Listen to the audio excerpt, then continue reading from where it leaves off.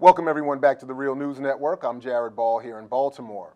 With Thanksgiving coming up this weekend, we want to talk about the myths related to this holiday. Although we're taught at a young age that indigenous people and pilgrims sat together and happily feasted, the violent and colonial origins of this holiday are frequently ignored.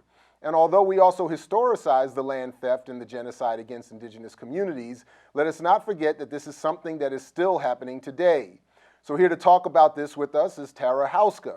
Tara is Ojibwe from the Couchiching First Nation. She is a tribal rights attorney in Washington, D.C., a co-founder of NotYourMascots.org, and a contributor to Indian Country Today media network and the Huffington Post. Tara, welcome to the Real News. Thank you for having me. Can you talk with us a little bit about the actual roots of what we now call Thanksgiving here in the United States? Sure. I think the history of Thanksgiving actually comes from this understanding that the Wampanoag tribe sat down with the Pilgrims and gave them, gifts of venison, 5 deer, and they shared this kind of very friendly meal. The actual myth of Thanksgiving didn't really come into play until the 19th century, but I think that's the event that people use as that kind of common storyline. How do you think that, a lot of people will obviously say that, we gather to see our families, to eat good meal, to watch football, to enjoy a day off from work, and we're not actually celebrating the genocide of indigenous populations. How do you think that settlers and other groups of people and other participants in this holiday should orient themselves to work for indigenous justice? I definitely don't think that people are celebrating the genocide of indigenous people. There are Native Americans that will celebrate Thanksgiving tomorrow. I'm certainly going to be with friends and family and have a meal, and watch football. It'll be a great day. But I think that what you can do to actually counteract this negative history is by teaching the real history. And so I know for a fact that today across America, I guarantee there are hundreds of classrooms that are engaging in constructing paper headdresses and perpetuating this myth of happy Indians and happy pilgrims, and kind of overlooking the entire history of what really happened to indigenous people. You're also heavily involved in a number of current struggles around image and symbolism of Native Americans, of indigenous populations, around the football team there in Washington and other athletic teams as well. How do you situate that struggle and the struggle around the mythology and symbolism of this holiday season with the actual conditions of the people themselves? If I have it correct, I believe that the average Native American, particularly those still living on reservations, lives on less than $2 a day.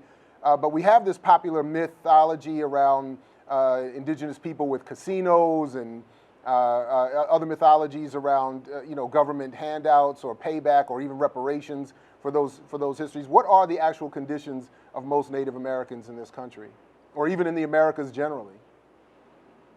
I think it's that's a very common thread to kind of paint Native Americans with this broad picture. There are 567 federally recognized tribes in the United States, and they have a whole range of cultural practices, beliefs, economic development. It's not just all casinos or all destitutely poor. That's not how it works, and I think that there's this tendency to paint with a broad brush because that's what we've always done. We've always made Native Americans into this monolithic culture. That's what mascots do. That's what this Thanksgiving storyline does. It makes all the Indians the same, and that's certainly not the case. We're very, very, very diverse people, and it ranges all over this country depending on where you're geographically at, what the resources available to you are. It's a very, very diverse situation out there in Indian country. So Tara, before we leave, are there any issues or current struggles that you're involved with that you can let our audience know about to perhaps support or join? Sure. So right now in Arizona, there's the Apache Stronghold is actually fighting to save their sacred site. It was given by the federal government to a foreign mining operation and is set to be destroyed. Actually, that's called Oak Flat. You can learn about that and help those people. They're grassroots. They're organizing right now to save their homelands. And you can right now there's the tar sands issue. We know that Keystone XL just went through, but the tar sands are continuing to be extracted up in Alberta, so that's happening. There are a number of different issues right now. Actually, next week there's going to be in Supreme Court. The Supreme Court is trying to remove what little jurisdiction Native Americans have over non-Indians that enter the reservation. So basically, our right to prosecute and criminally defend and protect our people is being challenged in the Supreme Court, and that's happening next week. So there are a lot of different things you can do, and the Supreme Court thing, that'll be here in Washington, D.C. So come down and show your support. All right, well, Tara Houska, thank you again for joining us here at the Real News Network. Absolutely, thank you.